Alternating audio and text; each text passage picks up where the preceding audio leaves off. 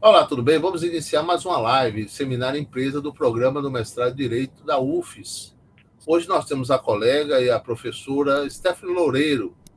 Stephanie está aqui conosco, eu agradeço a sua audiência, você que está nos assistindo, viu? Muito obrigado por participar do nosso Seminário Empresa. E nós temos aqui uma colega muito preparada, muito dedicada, que vai falar sobre empresas e a nova lei de licitação. É um tema palpitante, é um tema relevante. Muitos empresários perguntam sobre isso, os alunos também, tanto de graduação como de mestrado. É um assunto novo, com base na Lei 14.133 de 2021. Então, estamos aqui com ela, nossa professora Stephanie. Tudo bem aí, né, Stephanie? Tudo tranquilo aí, Tudo né? ótimo, é um prazer estar aqui com você. Bom, Stephanie aceitou o nosso convite. Ela é a professora Stephanie Loureiro, ela é advogada, é pós-graduanda, melhor, pós-graduada em processo civil, direito do trabalho e previdenciário. Ela é mestranda em direito pelo programa PRODIR, da UFES. É jornalista e escritora, ela tem um site aí palpitante aí no YouTube. Eu assisto de vez em quando os seus vídeos aí. E é integrante também do grupo de pesquisa Empresas, Constituição e Rights. Então, com vocês, sem delongas, com a palavra a professora Stephanie aí para o conteúdo Empresa e a Nova Lei de Licitação. Obrigado, viu, Stephanie? Valeu. Obrigada, eu que agradeço. Bom, é uma alegria estar aqui falando a respeito desse tema que é tão pertinente ao momento do país, que é as empresas diante da nova lei de licitações.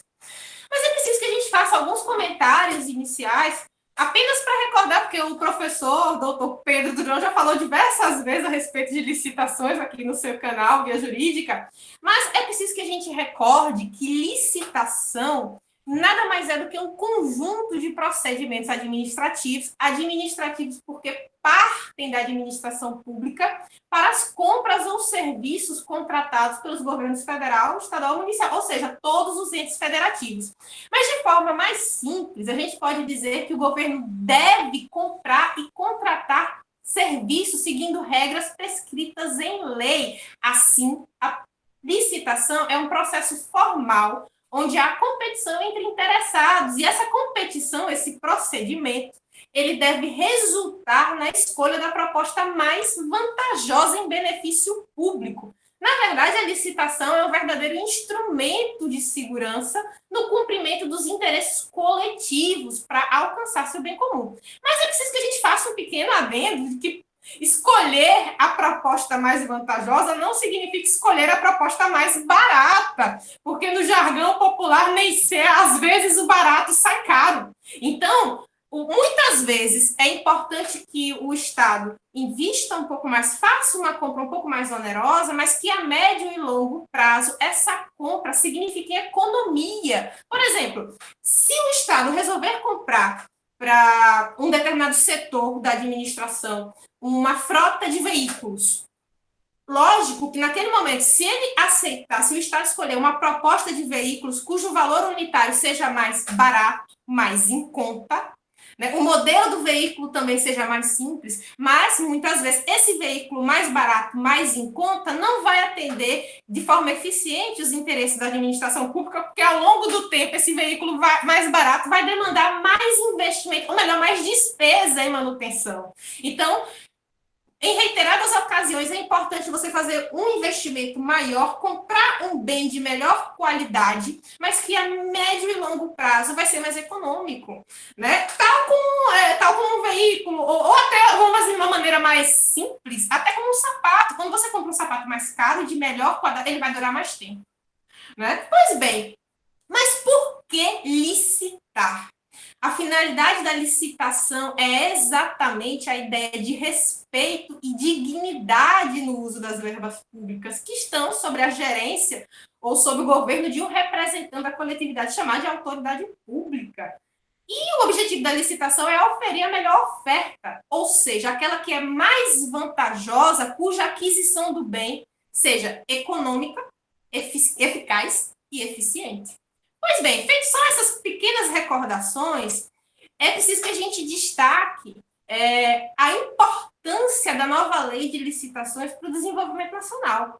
A nova lei, né, chamada nova lei de licitações, né, a lei 14.133 33 de 2021, foi sancionada agora, dia 1º de abril do corrente ano, é fundamental para a economia nacional, uma vez que, segundo informações divulgadas pelo Ministério da Economia, as contratações públicas movimentam cerca de 12% do produto interno bruto.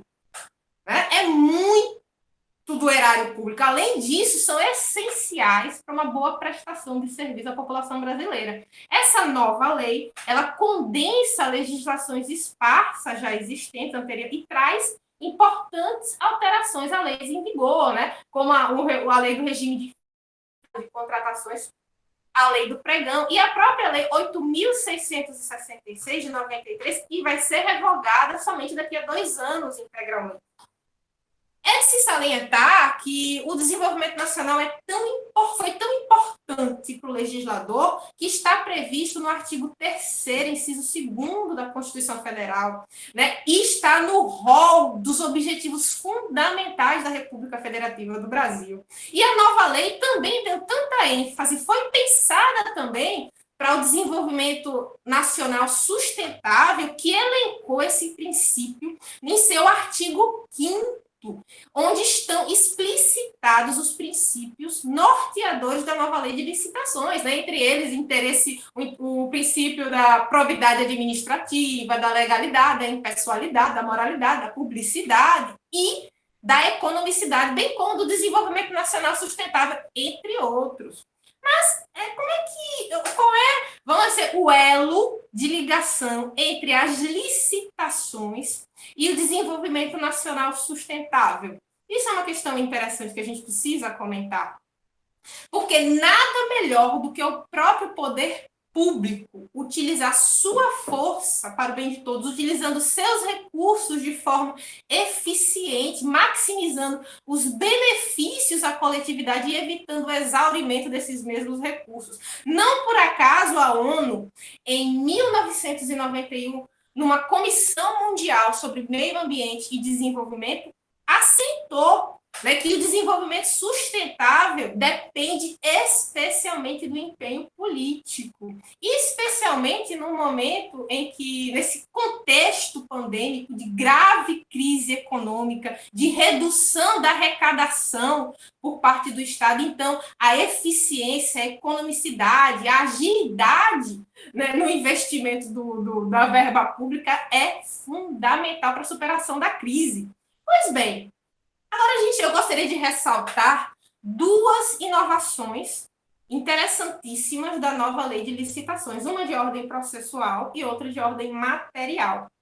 A de ordem processual, eu já falei dessa alteração em outras ocasiões, mas eu acho importante a gente falar, porque realmente é uma inovação, né? A novidade no artigo 177 da nova lei de licitações, que é justamente a prioridade de tramitação das ações que discutem matéria pertinente à nova lei de licitações. É fato que a nova lei, a chamada nova lei de licitações, no seu artigo 177, acrescentou o inciso 4º no artigo 1048 do Código de Processo Civil, concedendo a benesse da tramitação prioritária em favor de todas as ações que discutem o objeto da nova lei de licitações. Né? Ressaltando-se que, em nosso ordenamento jurídico, as alterações de cunho processual, ela tem vigência imediata, mesmo sobre os processos em curso. Então, é por isso que é importante a gente analisar a pertinência dessa nova alteração legal. É fato que o princípio da celeridade processual, ela tem tanta importância no ordenamento jurídico pátrio que a Constituição Federal expressamente o tratou como um direito fundamental em seu artigo 5º, né? Inclusive, o novo Código de Processo Civil, ele prestigiou esse princípio da celeridade processual, enquanto da sua elaboração, que no artigo 1048 ele elencou de fato, determinou o processamento mais rápido das ações que figurem como parte portadores de moléstias graves, idosos, ações que versem sobre violência doméstica, bem como processos regulados pelo Estatuto da Criança e do Adolescente. Ou seja, a gente observa que antes da nova lei de licitações, a prioridade de tramitação das ações estavam sempre vinculadas a condição de vulnerabilidade da parte beneficiada. Então, a gente observa que realmente tem até uma certa contradição nesse artigo 4º, nesse inciso 4º que foi acrescido ao artigo 1048. Por quê? Porque o Estado, em âmbito processual, ele já goza de certas prerrogativas processuais que protelam o andamento processual, né? Como duplo grau de jurisdição obrigatório, prazos processuais ampliados, pagamento realizado de forma diferenciada quando em favor da fazenda pública, ou seja, são prerrogativas essas e outras que atrasam o andamento processual. Mas, apesar da aparente, ou melhor, ligeira, contradição com a legislação já existente antes da nova lei de licitações, é fato que a nova legislação demonstra que também acompanha um compromisso institucional do Poder Judiciário com a melhora do ambiente de contratações entre setor privado e público. Até porque a gente observa esse compromisso, porque além de tratar da prioridade de tramitação das ações que versem sobre a nova lei, ou sobre o objeto da nova lei, no artigo 177, a nova lei também regulamenta expressamente métodos alternativos de solução de controvérsias, né, vinculadas a essa nova lei, como a mediação, a arbitragem, a conciliação, o comitê de disputas. Essa inovação está entre os artigos 151 e 154. Inclusive, a nova lei permite que em contratos vigentes com a administração pública possam ser aditados para permitir a adoção desses meios alternativos de solução de conflitos em detrimento do próprio Poder Judiciário. Isso está disposto no artigo 153. Ou seja, a gente observa que o artigo 177 da Lei de Licitações é salutar na medida em que atribui ao Poder Judiciário o dever de gerir e priorizar de forma eficiente e célere demandas relacionadas aos contratos e licitações públicas. É pertinente recordarmos também que desde 2020 o Poder Judiciário, por meio do CNJ, o Conselho Nacional de Justiça, faz parte de um pacto nacional com outros órgãos, como o Poder Legislativo, Tribunal de Contas da União, Ministério Público, para acompanhar e monitorar a conclusão de obras paralisadas e inacabadas no país. E também, sob essa mesma premissa, esse mesmo compromisso, o ministro Dias Toffoli consignou o compromisso do Poder Judiciário em concentrar esforços junto a magistrados e tribunais por meio de negociações para que sejam encontradas soluções para obras paradas. Inclusive, consignou esse compromisso dentro das metas estabelecidas pelo CNJ. Então, a gente observa de plano que a nova lei de licitações, com essa inovação da tramitação prioritária das ações que tratem desse tema, apesar de ser uma inovação controversa, mas ela pode sim, tem tudo para trazer importantes avanços no cenário econômico brasileiro. Além disso, eu gostaria de falar um pouquinho, muito perfunctoriamente, a respeito da nova modalidade licitatória, nomeada de diálogo competitivo, e a tentativa de resolução dos problemas de assimetria cognitiva da administração pública. Esse é um tema muito interessante, porque a administração pública apresenta o problema antigo da assimetria cognitiva enfrentada entre o poder público e o Estado ao realizar contratos com entes privados. Mas o que é assimetria cognitiva? Longe de ser um problema de exclusividade do Brasil, esse problema ocorre em praticamente todos os países, pois resulta da impossibilidade do poder público de deter o mesmo nível de expertise técnica dos entes privados para elaboração de soluções para os seus próprios problemas e necessidades. Ou seja, na verdade, isso decorre da própria organização da administração pública, que não foi desenhada para operar em regime de competição. Porque a competição exige dos entes privados, das empresas, uma constante inovação e modernização. Não há como se exigir do poder público que possua em seus quadros profissionais aptos à identificação e ao desenvolvimento de toda e qualquer solução para os infinitos problemas e demandas da administração pública. Na verdade, por vezes, o poder público tem ciência de um problema que ele precisa resolver, mas não detém a expertise técnica para elaborar até um projeto básico né, do que ele pretende licitar para resolver o problema, pois não possui conhecimento em seus quadros, muitas vezes, de como atender essa demanda, especialmente quando a solução cabível nem sequer se encontra disponível no mercado. Então, para esse tipo de situação, é que foi, vamos dizer assim, desenvolvida essa nova modalidade licitatória, que a nova lei de licitação chamou de diálogo competitivo. Mas o que é, de fato, o diálogo competitivo? Na verdade, essa modalidade licitatória chega ao direito brasileiro, mas inspirada nas diretrizes de contratações públicas da União Europeia, que desde 2004 prevêem a figura do diálogo concorrencial.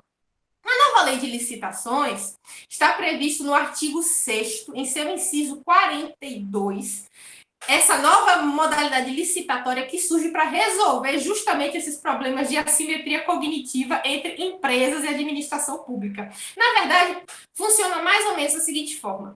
O processo ele se opera por diálogos ou rodadas de debates entre licitantes pré-selecionados. Essas empresas vão debater inovações tecnológicas capazes de atender às necessidades do projeto até que uma proposta final seja alcançada.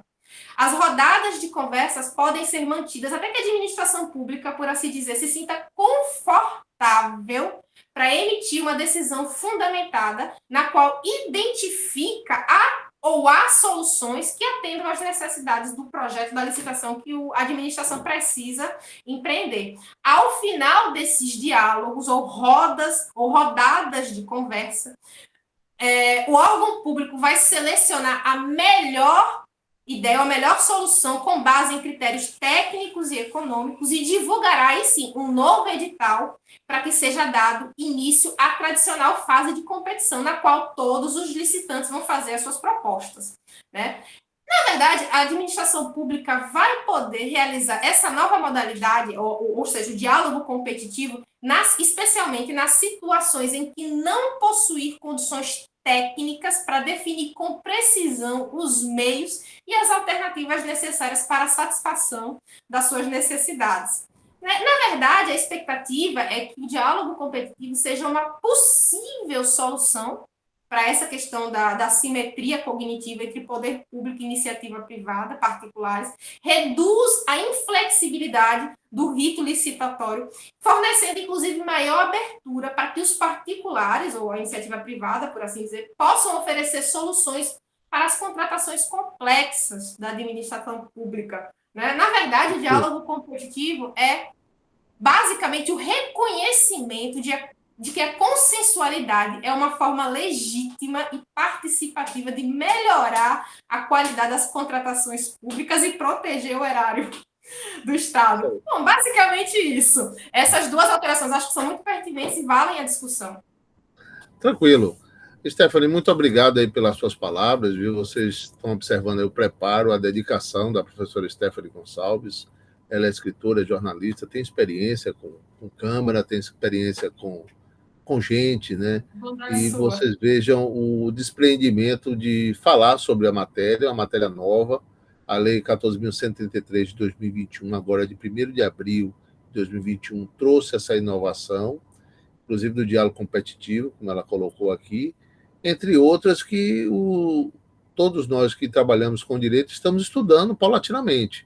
É um assunto novo e se nós estamos estudando devagar, imagine um empresário que foi pego de surpresa também com essa norma que concatena várias normas em uma só, né? Em que pese a vigência de 2 anos, ou seja, a vacatio legis, que nós chamamos dessa vacância da lei, ela vai até 1º de abril de 2023, em que pese pode haver município ou estado já utilizando. Mas eu queria perguntar à professora Stephanie Gonçalves justamente como fica a praticidade dessa lei diante do empresário, né? O empresário ele deve conhecer essa lei, ele deve estudar, ele deve procurar um profissional habilitado, ou como é que ele vai fazer para vender o seu produto? Porque também a venda pública é uma opção do empresário. Então, ele pode vender bens ou serviços à administração pública, né? Que muitos empresários esquecem que existe essa vertente.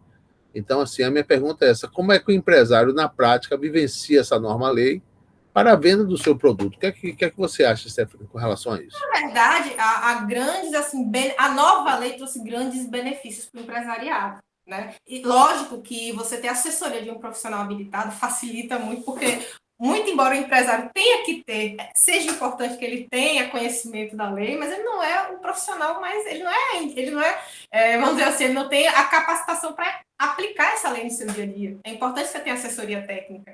Mas é preciso que a gente comente que há muitos benefícios da nova lei de licitações para o empresariado. E, sem sombra de dúvidas, o primeiro deles é a maior transparência, economia e agilidade no sertão, devido à preferência legal pela tramitação eletrônica da licitação. Isso está contido no artigo 17, parágrafo 2º da nova lei de licitações. Preferência legal, não é obrigatoriedade, mas já facilita muito. Além disso, a tramitação preferencialmente eletrônica, né, é uma forma, na verdade, de prevenir os chamados cartéis de licitações, ou seja, os conluios, os acordos entre os licitantes, porque a melhor maneira de desarticular esses cartéis é manter a identidade dos licitantes oculta, pelo menos até a adjudicação do objeto, o que favorece o erário público e, sobretudo, as empresas sérias que participam do certame. E uma outra inovação que é muito interessante para o empresariado, para a empresa em geral e para a economia e para o Estado, né, é que o governo vai criar um site unificado para registrar todas as compras do governo no nível municipal, estadual e federal. Esse site ou Portal Nacional de Contratações Públicas, o PNCP, ele está registrado no artigo 174 da nova lei de licitações. Ainda não foi regulamentado, é fato, mas trará maior transparência dos procedimentos, acessibilidade das oportunidades por parte das empresas e permitirá aos pequenos negócios avaliarem tais oportunidades, analisarem riscos e aumentar a participação das pequenas e microempresas nos certames públicos. Isso é muito interessante, do meu ponto de vista. Inclusive, tem um aspecto... Eu não estou fazendo merchandising, mas estou comentando. No livro do professor Pedro Durão, ele antecipou esse tema, essa maneira de... uma espécie de portal de registros, né? Ele antecipou esse tema no livro dele, Licitações Públicas, com bastante antecedência, inclusive em 2018, creio. Né, professor, que o senhor publicou essa obra. E nessa obra o senhor tem um tópico justamente sobre isso. Esse registro nacional, transparente, eletrônico das licitações. Então, achei bem interessante, fazendo um comparativo com a nova lei. Tranquilo. Bom, Stephanie, obrigado aí pela sua referência, né? Obrigado ao seu comprometimento com o tema. Vocês estão vendo aí o preparo e a capacidade da professora com relação ao assunto. O assunto envolve empresas na nova lei de licitação. Obrigado por sua audiência, você que está nos assistindo até agora. Mas eu queria ainda fazer uma pergunta, viu, Stephanie? Justamente, você falou da Lei 14.133, a nova lei de licitação de 2021. Como é que fica essa nova lei diante do pequeno empresário, né? O microempreendedor, melhor, o MEI, né? O microempreendedor individual, a empresa de pequeno porte, a EPP, ou microempresário, o ME, como é que eles poderiam assim acompanhar esse assunto? É interessante que eles estudem, eles têm algum benefício? Essas pequenas empresas têm algum benefício perante essa nova lei, ou foi resguardado ainda aquele benefício da Lei Complementar 123 de 2006? Então, eu queria saber, assim, você respondendo de uma forma mais leve para o empresário que está nos acompanhando, como é que fica a nova lei de licitação com relação ao microempreendedor individual, com relação à microempresa e empresa de pequeno porte. Qual a sua opinião com relação a isso? Beleza.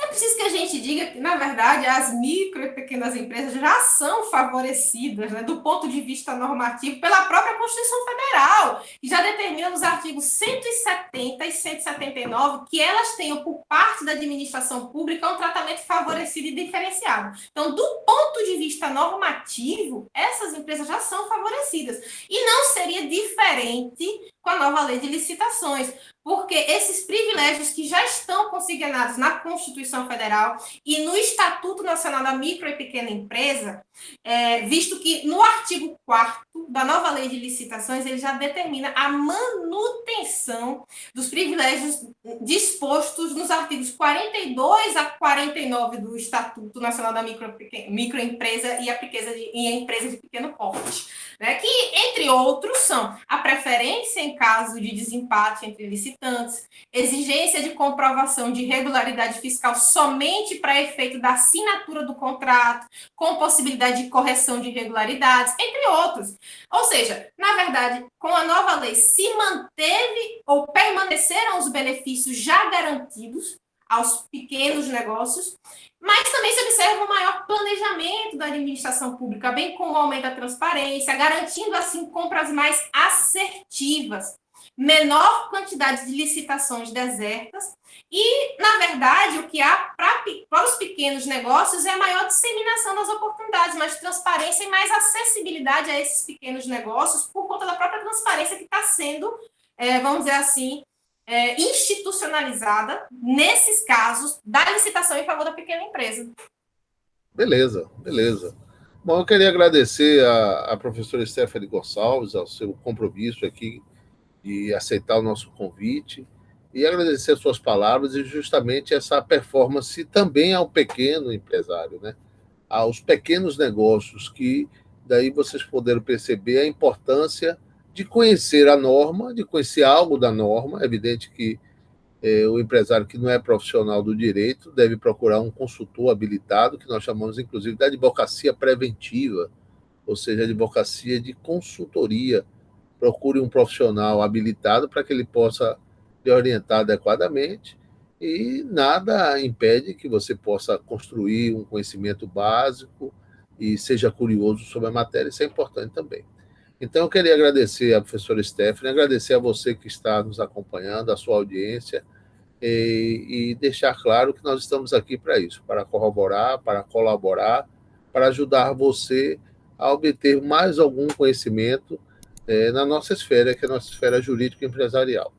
Então, agradeço e passo as últimas palavras à Stephanie aí, já me despedindo de vocês, me despedindo de Stephanie e agradecendo, viu, por sua colaboração. Valeu. Bondade sua, tenhamos uma excelente semana, foi uma excelente oportunidade de transmitir, compartilhar conhecimento e estamos à disposição aqui do Prodir e daqueles que têm, e acessem o canal do professor Pedro Durão Via Jurídica, vale muito a pena conhecer. Valeu, gente. Stephanie, obrigado a vocês, um forte abraço, valeu, beleza.